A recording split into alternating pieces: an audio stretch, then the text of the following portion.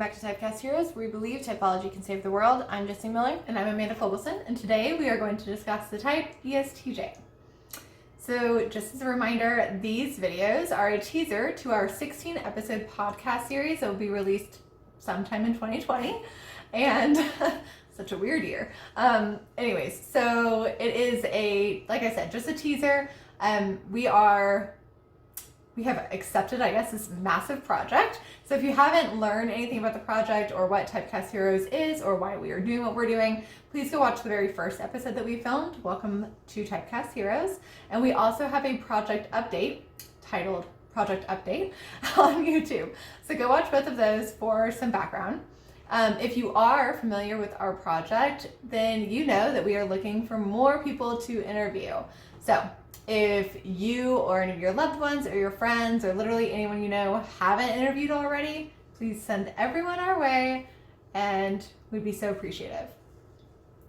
Also, just a quick thing to note in the beginning of these videos, anyone can be anything. We truly, truly believe that. So we always like to give just a little hint at the beginning of these videos to make sure that you all are in your default setting and you truly have discovered who you are at your core, or maybe on the journey of discovering who you are. I feel you. So just remember that though. We're going to give a lot of examples and some explanations to the functions behind the ESTJ, and you may relate to a few of them, you may not.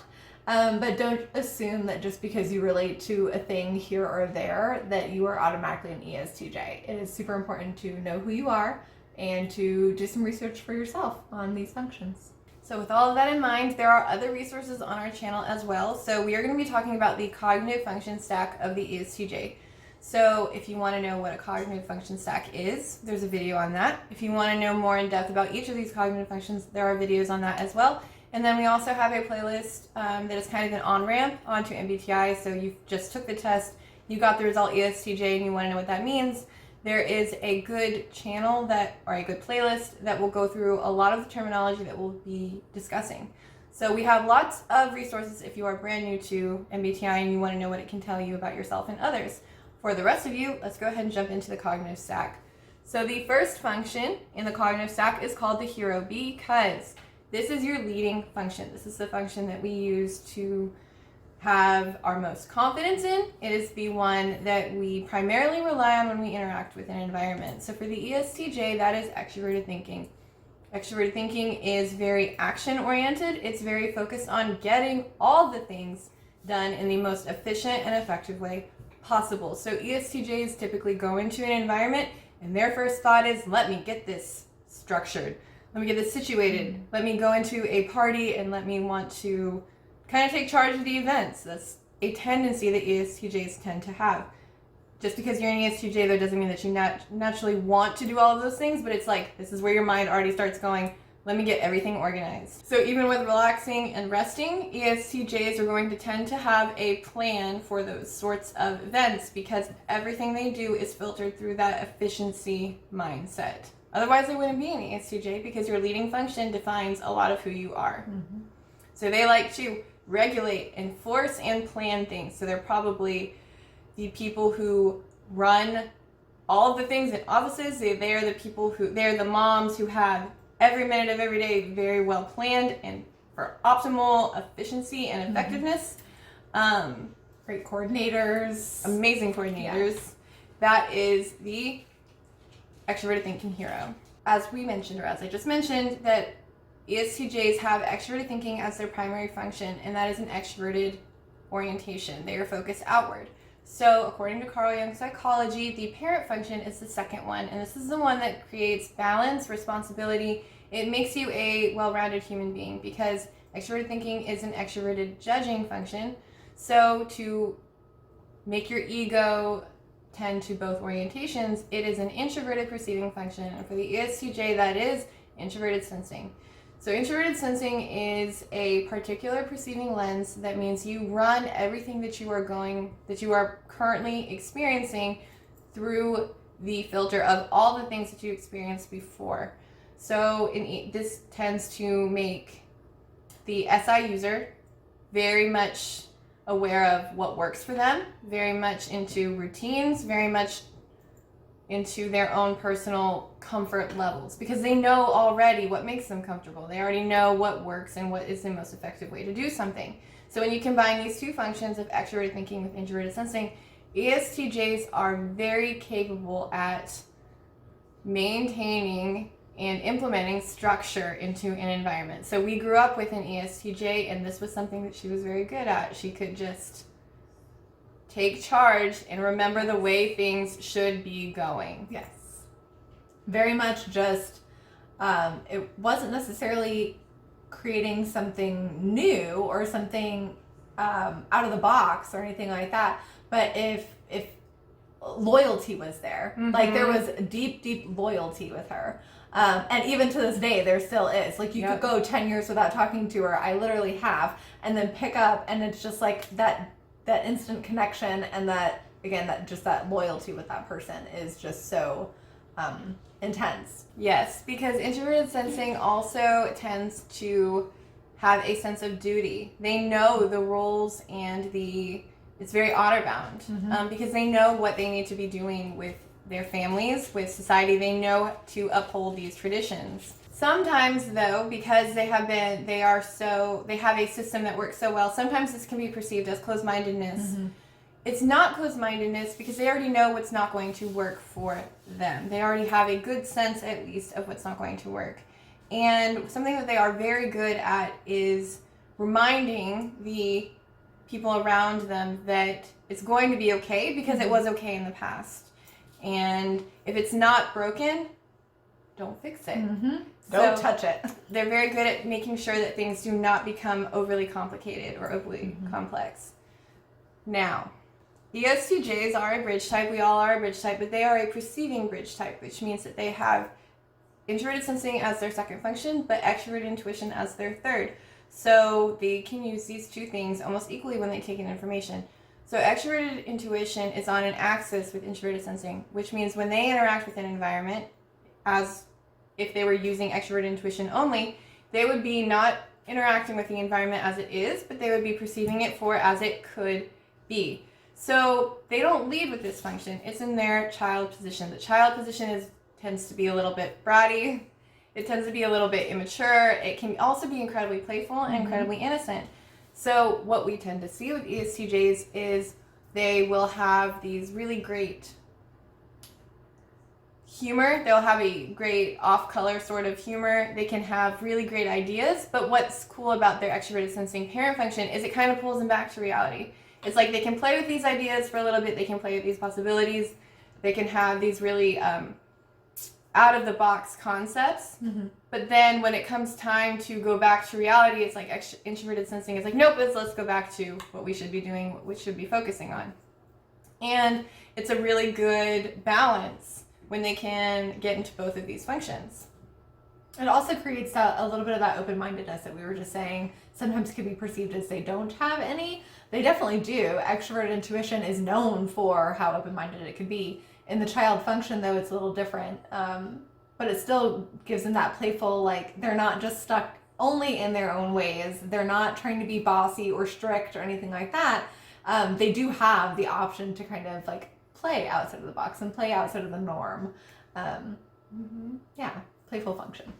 Something else that happens with ESTJs, particularly the ones that are way more extroverted on the extroverted lens, they will go from their extroverted thinking top function down to their extroverted intuitive third, and they will try to skip that introverted sensing.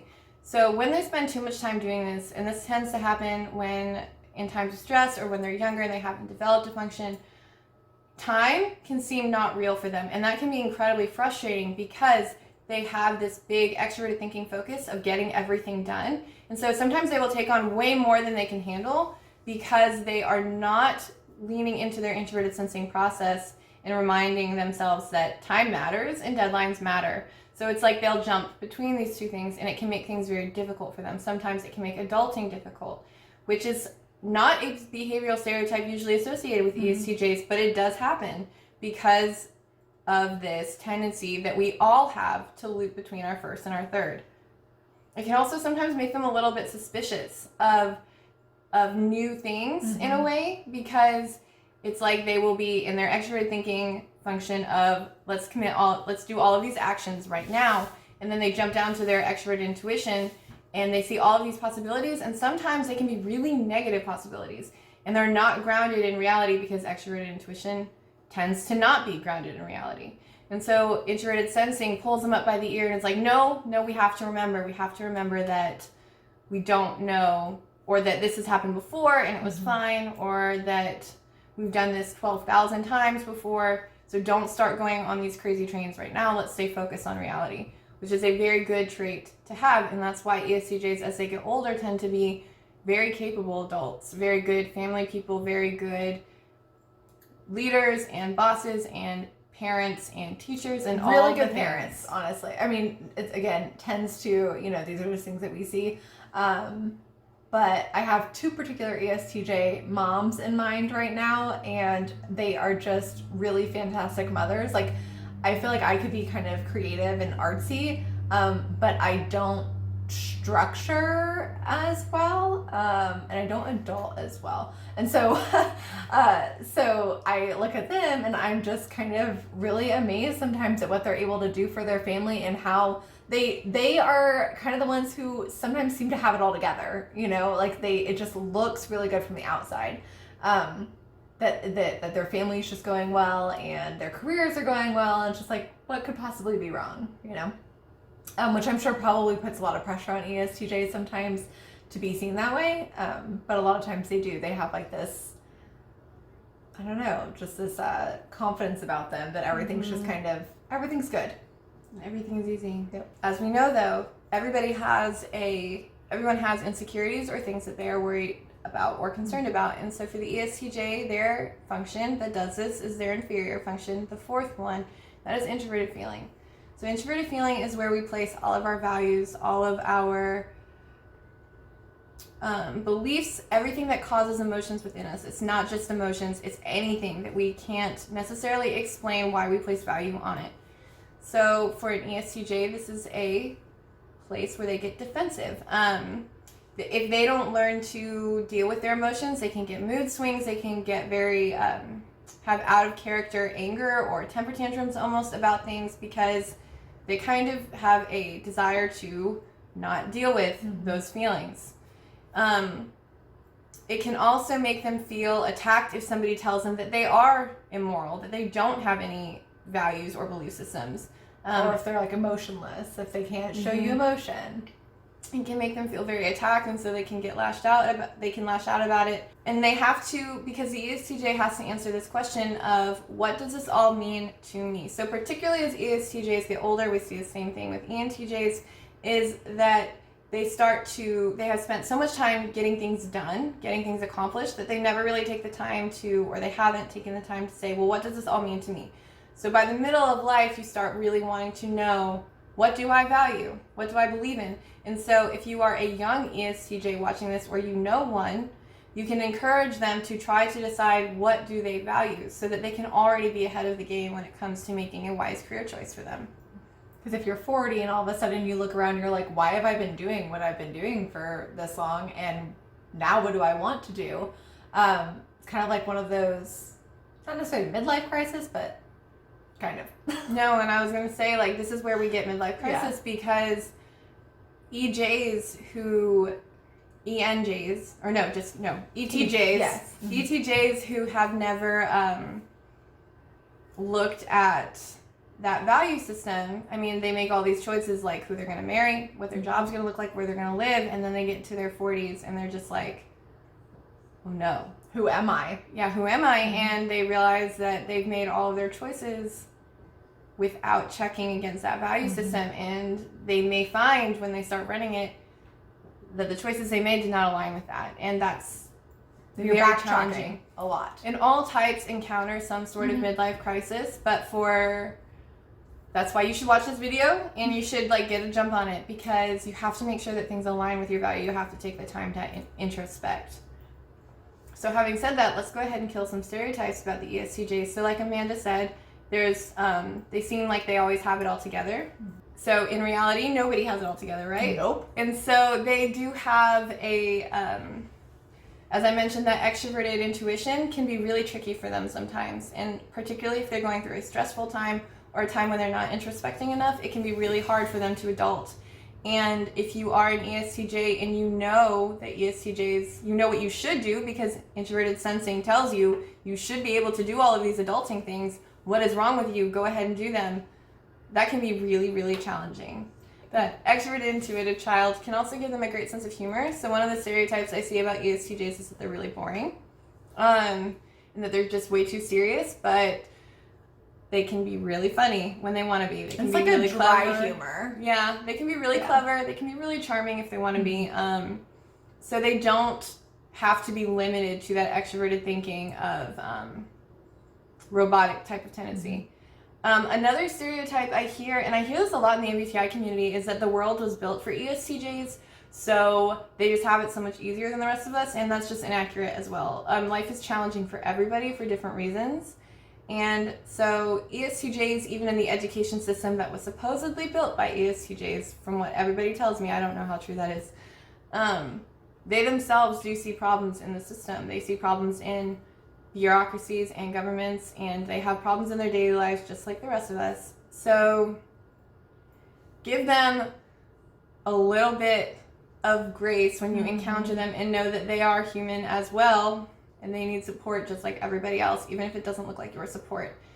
So that's one message for society, role of society when it comes to ESTJs. The other role of society is be understanding that, particularly for young ones or ones that haven't spent time in their introverted feeling function, the way they show love is not going to be the way that a feeler would want love, necessarily, like an introverted feeler dominant.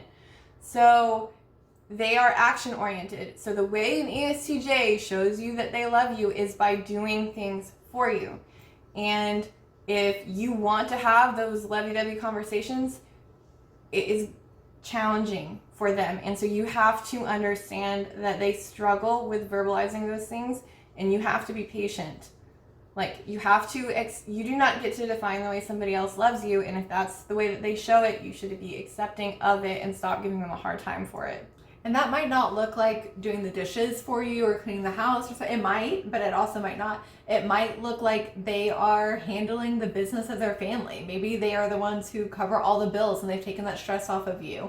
Or maybe they are the ones that plan all of the family get-togethers and all the family road trips so that you don't have to, because maybe that's not something you enjoy doing. Mm-hmm. These are the people who can... Those actions do actually mean they love you. They're going to spend time on those for you. So it's just a different love language. So if you need someone who's like super duper lovey-dovey, maybe not ESTJ. Not in the extroverted feeling defined sense. Yeah. So something else about ESTJs is that they tend to be, the stereotype that they have is that they can be bossy or rude or direct. So again, role of society is to understand, we covered this in our Extroverted Thinking video, they're running everything they do through this lens of Extroverted Thinking, which is all about efficiency, and Introverted Sensing, which is all the things that they've done before. So you combine these two things, they will remember the best way to do something. They will remember what didn't work in the past. They will remember and they will understand what concepts are not worth wasting time on. So if you are, for instance, an extroverted intuitive dominant, you're throwing out 1,000 ideas and the ESTJ is just saying no, no, no. They're not doing it to be a buzzkill. They're doing it because they genuinely believe and understand that these systems that they have are in place. So at times, I know it sucks, but you just have to accept that they know what they're talking about, and you just have to let them do that. So role of society is to just understand where they're coming from and give them a little bit of grace and a little bit of a break there. And just trust them a little bit more. Like and SI is really, introverted sensing is really hard sometimes. Like it's not something you can see. Like you can kind of see TE, extroverted thinking, play out because it's obvious. It's out in the real world. Introverted sensing isn't. So sometimes when they say like, no, that idea won't work, here's the idea that will work based on yours. And you're like, but why do you think that? How do you know that? Well, it's because they've already done it or they've already seen it done. And that's not something that they could maybe show you because it's a memory or it's something that they have learned and it's internal. And so a lot of times this takes trust and having faith in the person that you're talking to, because it is somewhat internal. How they know what they know is internal. That is very accurate. The role in society, ESTJs, if you haven't gotten it from this, you have all of the cognitive functions that you need to be very capable and adept at whatever you want to do. But it is very important that you make sure that it aligns with that introverted feeling values. So if you want to be a stay-at-home mom, you should go ahead and work, or stay-at-home dad, work out a way that you can make that happen, and you will be amazing at that. Yep. You also can be good at leading, but if you don't want to lead, if you want to be somebody who makes your job the most efficient job in the company, then you can do that too. You do not have to be a leader if you don't want to be. Although you appear to be very good, like just a natural leader, you really do. And so you may, maybe when you're growing up, feel that pressure because people see that natural leader in you. But again, just like Jesse said, make sure it aligns with your FI. If that's not what you want, you're not going to end up being happy, no matter how good you could be at it. If it's not what you want to do, just make sure it aligns with that. And the ESTJs don't feel the push to go into corporations just because of that extroverted thinking, because you do have that extroverted intuitive child, which means that you can be very good at acting, you can be very good at performing, you can be very good at very creative fields. So don't feel limited to go into the corporate world, even though the MBTI tells you that's what you should do. Ignore it. Yep.